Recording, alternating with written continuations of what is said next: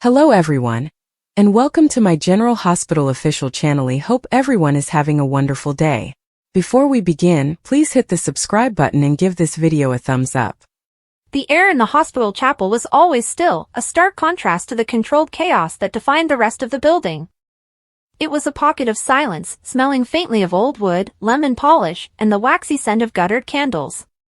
For Willow Tate, it was a refuge, the only place where the frantic beeping of monitors and the weight of life and death decisions couldn't reach her. She knelt, not in fervent prayer, but in a state of exhausted supplication, her hands clasped so tightly her knuckles were white. The words in her head were a jumbled mess, pleas for strength, for guidance, for a sign that the path she was on was the right one. Her life had become a series of impossible choices, a delicate house of cards built on a foundation of good intentions and complicated lies. There was Harrison Chase, the man she had married out of a desperate, compassionate impulse to save him from deportation, to give him the kidney he so desperately needed. Chase, with his boyish charm and unwavering belief in the inherent goodness of the world, a belief that had been brutally tested by his illness and his career-ending injury. He loved her with a pure, uncomplicated devotion that sometimes took her breath away, mostly because she felt she didn't deserve it. He saw a version of her that was better, stronger, than the one she knew herself to be. And then there was Michael Corinthos, the father of her child. The man whose world was a gilded cage of power, legacy, and moral ambiguity, a world she had tried to escape but which pulled at her with the inexorable gravity of a black hole. Their love was a tempestuous thing, forged in shared trauma and a deep, soul-level understanding of each other's darkness and light. Being with Michael was like coming home, but it was a home perpetually under siege. His mother, Carly, his father, Sonny, the constant threats, the business, it was a whirlwind she wasn't sure she could survive again. Yet, the pull was there, a constant, aching hum in her blood, especially when she looked at their son, Wiley. She had come to the chapel seeking clarity, but the silence only amplified the noise in her head. A sudden, sharp vibration in the pocket of her scrubs made her jump. She pulled out her phone, the screen illuminating her pale, strained face. A text from Chase. *Hey, just finished my physio. Tough session. Are you okay? You seemed quiet this morning. I'm in the on-call room on the 4th floor, resting. Room 407. If you have a minute, could you bring me some of that terrible coffee from the cafeteria? I need the caffeine. Anne. I just need to see you. A wave of guilt, warm and nauseating, washed over her. His need was so simple, so direct. He needed coffee. He needed to see his wife. And here she was, wrestling with the ghost of another man. This was her reality. She had made a vow to Chase, a vow to be his partner, to build a life with him. Michael was the past, a painful, complicated, magnetic past, but the past nonetheless. She had to recommit. She had to try harder. Pushing herself up from the kneeler, her joints protesting, she left the chapel's sanctity and stepped back into the fluorescent-lit hallway. The shift to the hospital's normal rhythm was jarring, the squeak of shoes on linoleum, the distant page for Dr. Robinson, the low murmur of conversations from the nurse's station. She detoured to the cafeteria, procuring 2 steaming cups of the bitter, burnt coffee the staff jokingly referred to as liquid endurance. Holding them carefully, she made her way to the 4th floor. The corridor housing the on-call rooms was quieter, insulated from the main thoroughfares. It was a place for exhausted interns to catch a 20-minute nap, for doctors to steal a moment of solitude between crises. The door to 407 was, as expected, slightly ajar. She nudged it open with her hip, a soft "Hey, I come bearing terrible coffee," dying on her lips. The scene that greeted her was not one of post-therapy exhaustion. The room was dim, lit only by the gray afternoon light filtering through the slats of the window blinds. Chase wasn't resting on the narrow bed. He was standing, his back to the door, his uniform shirt unbuttoned and hanging open. And he wasn't alone.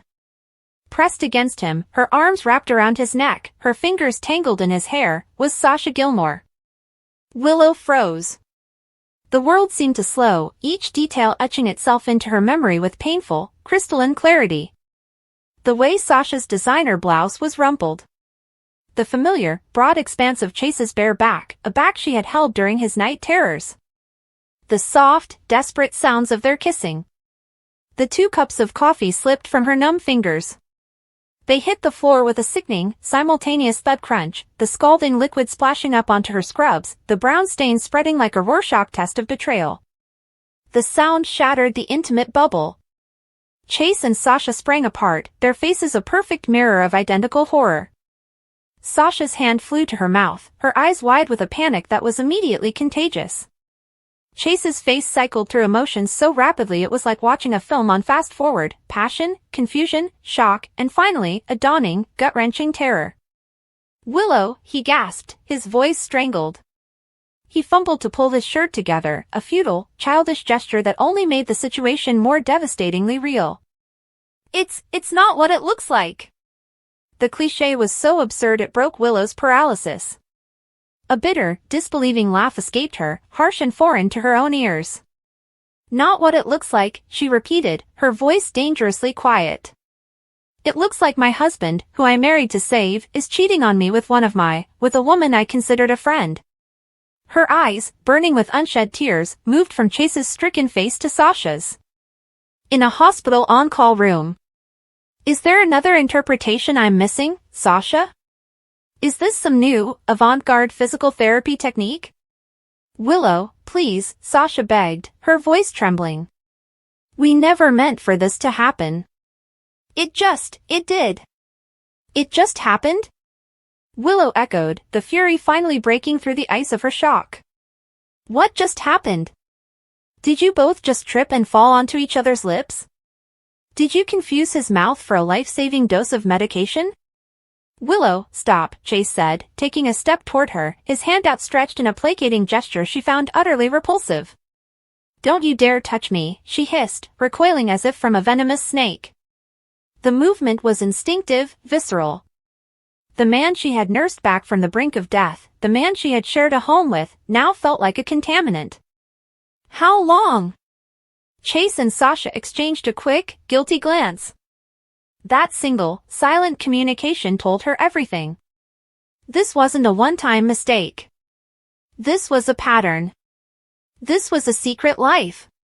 "Oh my God," Willow whispered, the fight draining out of her, replaced by a cold, profound sorrow. "It's been going on for a while, hasn't it? All those late shifts. All those meetings. She looked at Chase, truly seeing him for the first time since she'd walked in. The man she thought was her safe harbor was a stranger. "You. The great moral compass of the Port Charles PD. The man who always does the right thing. You're just as big a fraud as everyone else in this town."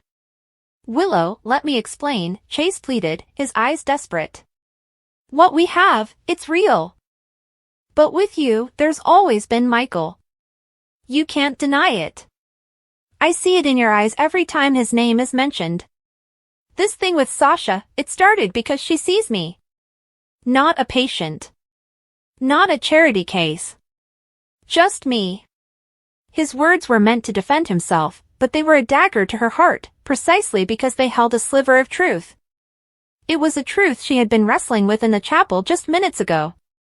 But his betrayal did not absolve her conflicted feelings, it merely made the entire situation a tragic, messy tangle of hypocrisy and pain. "There's no explanation that will make this okay, Chase," she said, her voice flat, all emotion spent. She looked at the puddle of coffee on the floor, the shattered cups. A perfect metaphor for her marriage. "It's over." She turned and walked out of the room, leaving them standing in the wreckage. She didn't slam the door. She closed it with a soft, definitive click that was far more terrifying than any outburst of rage could have been. Willow moved through the hallways like a ghost, her vision tunneled, the sounds of the hospital muffled as if she were underwater. She didn't know where she was going. She just had to move. She had to get away.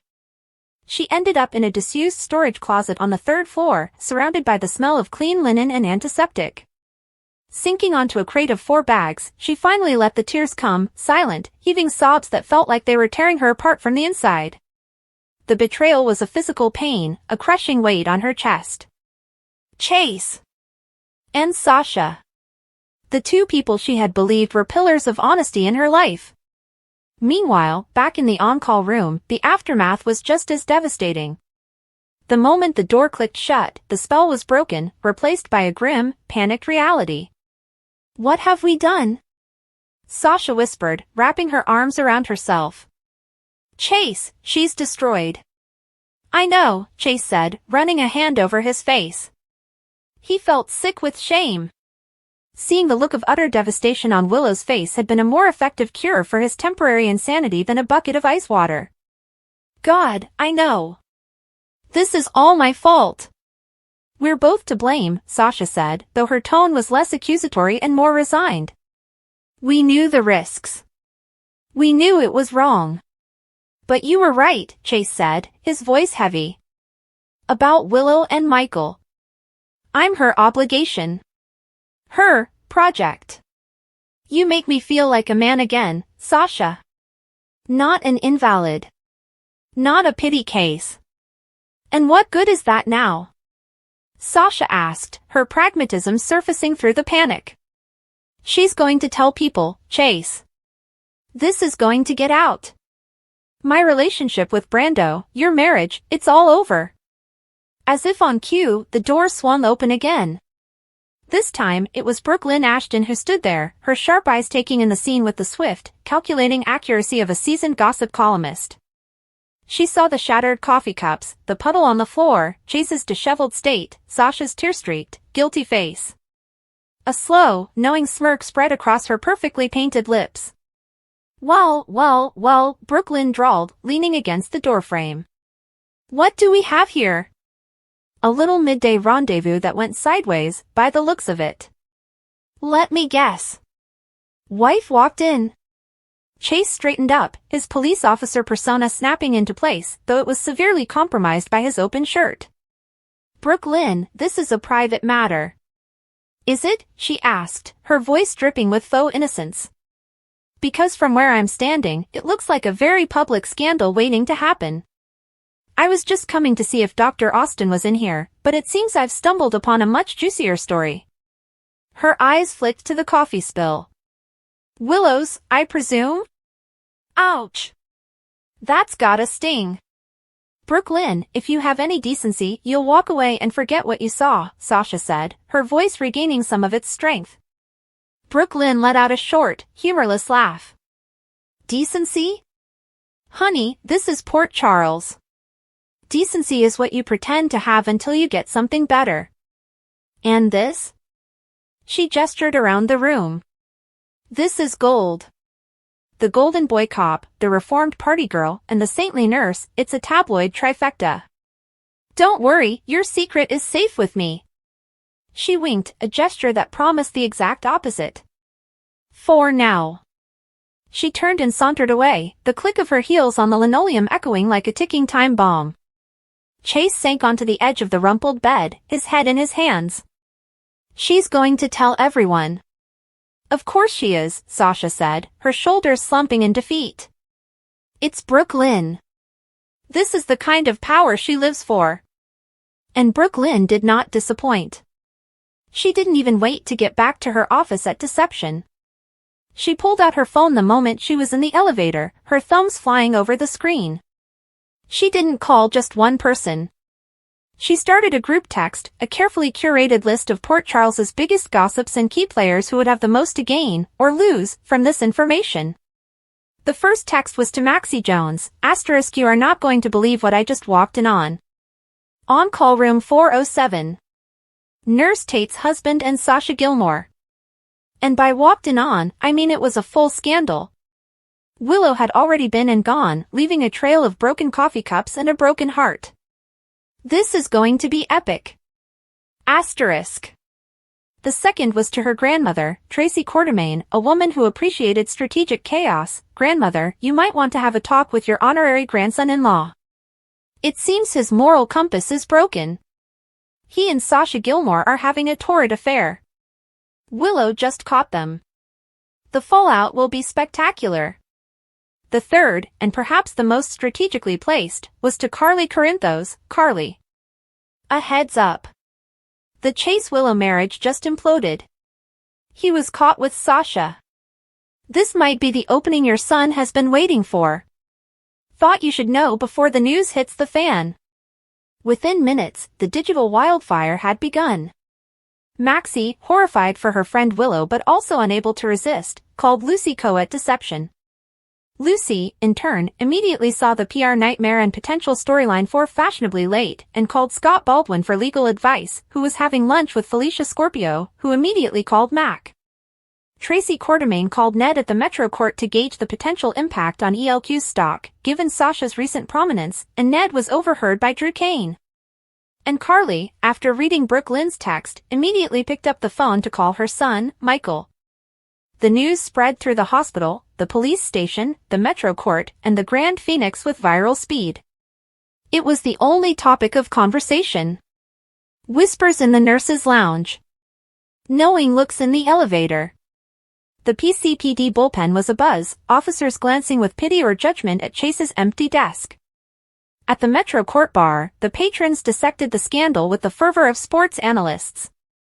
Michael Corinthos was in a meeting with his father about a new Corinthos coffee initiative when his phone buzzed with his mother's call. Excusing himself, he answered, his expression shifting from professional focus to stunned disbelief, and then to a fierce, protective resolve.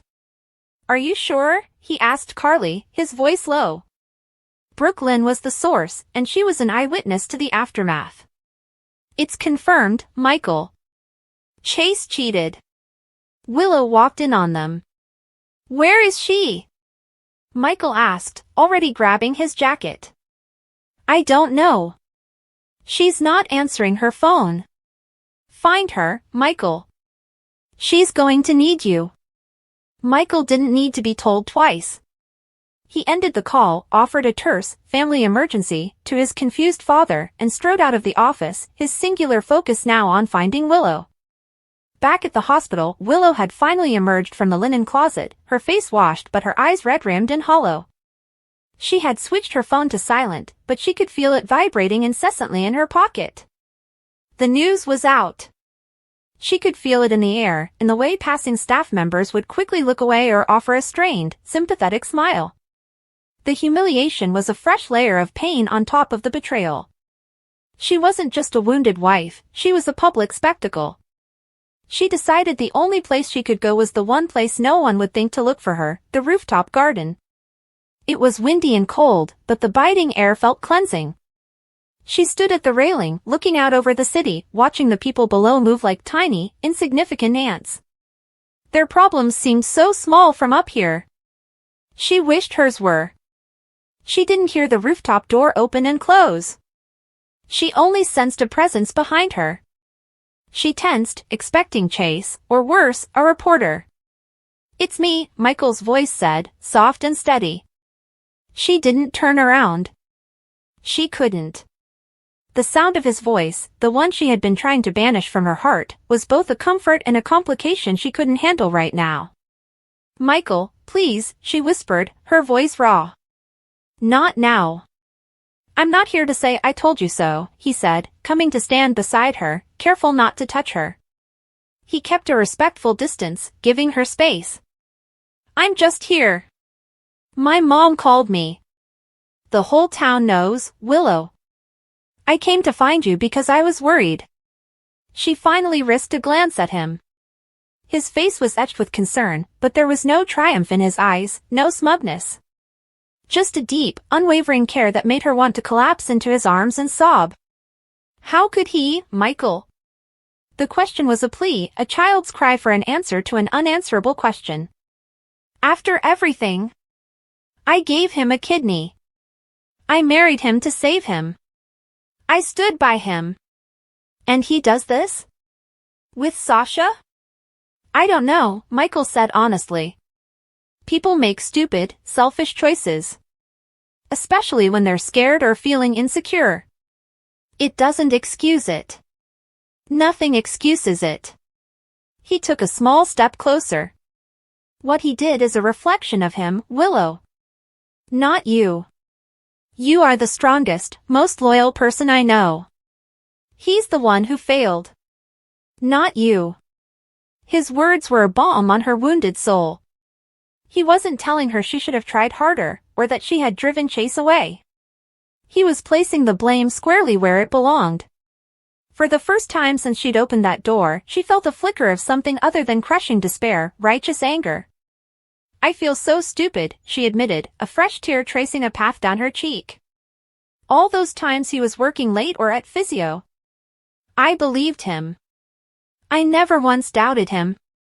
"Because you're a good person," Michael said, his voice intense. "You see the best in people. It's one of the things I love most about you. Don't let his betrayal take that away from you." Downstairs, the other players in the drama were scrambling. Chase, having finally composed himself, was desperately trying to call Willow, his calls going straight to voicemail. Every ring felt like an indictment. He left one pleading message, then two, his voice cracking with emotion. "Willow, please, just talk to me. Let me explain. I'm so sorry. I never wanted to hurt you. Please." Sasha, after a tense, silent standoff with Chase, had fled the hospital, using a back exit to avoid the growing crowd of reporters who had somehow already gotten wind of the story. She went straight to Brando's garage, her heart pounding with dread. She had to tell him before he heard it from someone else. She found him under a car, and the moment he slid out and saw her face, he knew something was terribly wrong. "Sasha? What's happened?" he asked, wiping his hands on a rag. "And so," she confessed.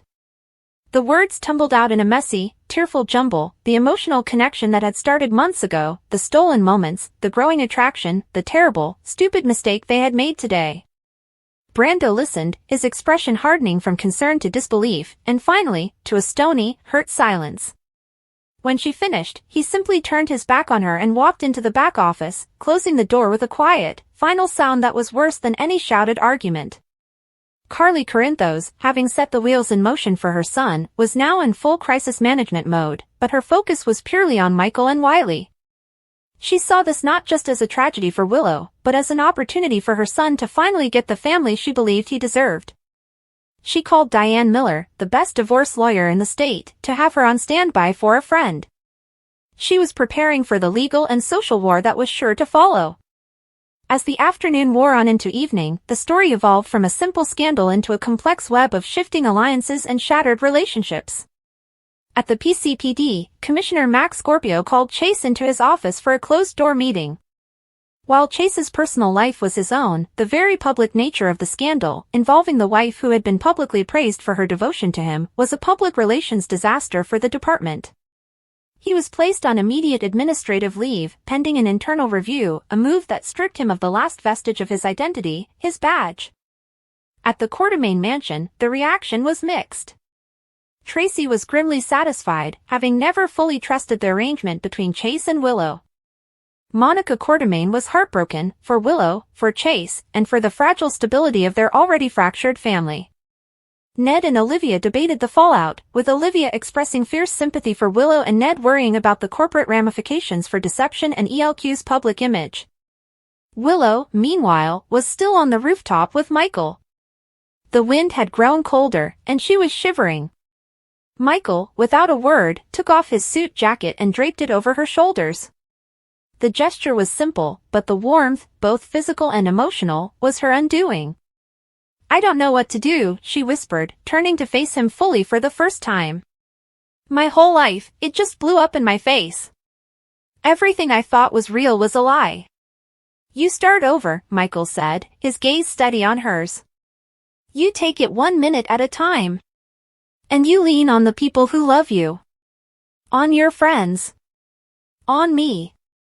He reached out, slowly, giving her every chance to pull away, and gently took her hand. "You and Wiley are my family. That never changed. Let me be here for you. Let me help you through this." In that moment, on the cold, windy rooftop, with the city lights beginning to twinkle below them, the wall Willow had so carefully built between herself and Michael crumbled to dust. The what-if that had haunted her for months was no longer a theoretical question. It was a path forward, fraught with its own complications, but a path nonetheless. She didn't pull her hand away. Instead, she laced her fingers through his, the simple contact sending a shock of warmth and certainty through her frozen veins. She didn't go home to the apartment she shared with Chase that night. She went to the Corinthos compound with Michael, to be with her son. The news of her whereabouts was another log on the scandal's fire, another headline being written by the gossips of Port Charles. The fallout was only beginning. The trust between dozens of people had been fractured. Relationships were forever altered. Chase was left alone in his and Willow's apartment, surrounded by the ghosts of their life together, a pariah in the town that had once seen him as a hero. Sasha was holed up in a hotel room, her relationship with Brando in ruins and her public image as a reformed, relatable it girl shattered. Brook Ashton, the catalyst, sat in her apartment, monitoring the chaos she had unleashed with a satisfied smile, knowing she had irrevocably changed the landscape of Port Charles with a few well-placed texts. And Willow, lying in a guest room at the Corinthos home, listening to the soft, even breaths of her sleeping son, knew that her old life was gone. The betrayal was a deep, bleeding wound, but as she replayed Michael's words and the feel of his hand in hers, she felt the first, fragile stirrings of something she hadn't felt in a very long time, hope. The scandal was all over town, a source of entertainment and judgment for everyone else. But for her, it was the painful, brutal, and necessary end of one story, and the uncertain, terrifying, and potentially beautiful beginning of another. The game had changed, the pieces had been scattered, and now, everyone would have to find their new place on the board. Brook had been pacing the hallway outside the apartment for nearly 10 minutes, rehearsing what she planned to say to Chase about their next steps, about how they needed to get on the same page, about how she felt him pulling away. She told herself she wasn't being paranoid, that she had every right to drop in on her boyfriend, that couples who loved each other didn't need an appointment to talk. Still, something in her gut twisted with unease, and that feeling only sharpened as she approached the door and found it slightly ajar, something Chase never did. Her voice softened as she pushed it open, calling out, "Chase? You home?" expecting him to answer from the kitchen or the couch. What she wasn't expecting, what she couldn't have prepared herself for, was the unmistakable sound of breathless moaning coming from the bedroom. For a moment she froze, her brain refusing to connect the dots, refusing to believe what her ears already knew. But then she heard it again. A woman's voice. Willow's voice. And the world crashed in on her. She moved quietly, though her heart pounded so loudly in her chest she swore it would give her away. Each step felt like walking deeper into a nightmare she couldn't wake from. The bedroom door was half closed, and through the crack she saw the movement, the sheets tangled, Chase's bare back arched over Willow's body. Willow gasped, "Chase, oh my God, don't stop," and that was the moment Brook's breath left her, her soul hollowing out in shock so cold it nearly brought her to her knees. Her hand trembled on the door as she pushed it open, and the hinges creaked just loud enough to cut through the heat of the moment. Chase's head snapped around, eyes wide, and Willow froze beneath him, scrambling to pull the sheet over her chest as Brook stared at the two of them like she was staring at strangers. "What the hell is this?" Brook demanded, her voice raw, trembling, shaking with disbelief and building fury. Chase stammered, "Brook, it's not, this isn't what it looks like," but the words were pathetic even to him, because it was exactly, painfully, brutally what it looked like. Willow's face turned crimson, tears already welling as she whispered, "Brook, please, let me explain," but Brook wasn't listening. She stepped back as if the air itself had burned her. "Explain?" she echoed, a shocked laugh breaking through her lips. "You want to explain why you're in bed with my boyfriend? In his apartment? In the middle of the day?" Chase pulled on a pair of sweats and reached for her, but she jerked away as if the very idea of his touch sickened her. "Don't you dare," she snapped. "Don't you even think about touching me." Chase looked shattered, his mouth opening and closing without forming a coherent sentence. Willow wrapped the sheet around herself, sitting upright, tears spilling down her cheeks. "It wasn't supposed to happen like this," Willow whispered. "We didn't plan it." Brook's laugh was sharp and bitter. "Oh, that makes it better? It was spontaneous? Heat of the moment? Congratulations." Chase finally tried to speak, his voice cracking. "Brook, I'm sorry. This is on me. I never meant to hurt you." Brook turned her gaze on him, and the devastation in her eyes was almost worse than anger. "You didn't mean to?" Chase, you spent months telling me you loved me, that we were building something real. And then I walk in on you doing this, in the same bed we used to share?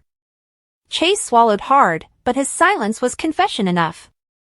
Brook felt the room tilt, her stomach churning with the betrayal of both of them, the man she trusted and the woman she had defended countless times. Willow pulled her knees to her chest, whispering, "I'm sorry, Brook. I swear I didn't want to hurt you. Chase and we didn't know how to stop it." Brook shook her head, fighting back tears. Funny. Because stopping would have been the easiest part. All you had to do was not take your clothes off. She backed toward the living room, needing space, air, anything that wasn't them. Chase followed her a few steps, pleading, "Please just listen. This wasn't planned. Willow and we've been struggling with old feelings, unresolved things. It got complicated." Brook spun around, her voice sharp. Complicated? You two made a choice. Don't dress it up as fate or old feelings. You made a choice to betray me. Willow's voice cracked as she said, "I should have talked to you. I should have kept my distance." Brook's eyes were cold now, the first flicker of anger giving way to something deeper, more wounded. "You think," she said flatly. "You think maybe you should have avoided sleeping with my boyfriend? Willow, you're the last person I thought would do something like this." The silence that followed was heavy, suffocating, punctuated only by Brook's trembling breath as she stared them down, trying to decide what hurt more, the sight of Chase throwing away everything they'd built, or Willow becoming the very kind of person she swore she never wanted to be. Chase tried again, reaching out with desperation in his eyes. "Brook, I know I don't deserve forgiveness. But I'm begging you, let me explain why it happened." She shook her head in disbelief. "Explain why? So you can tell me how you accidentally fell into bed with her?" "I'm tired, Chase. I'm tired of pretending things were perfect when clearly you were checked out a long time ago."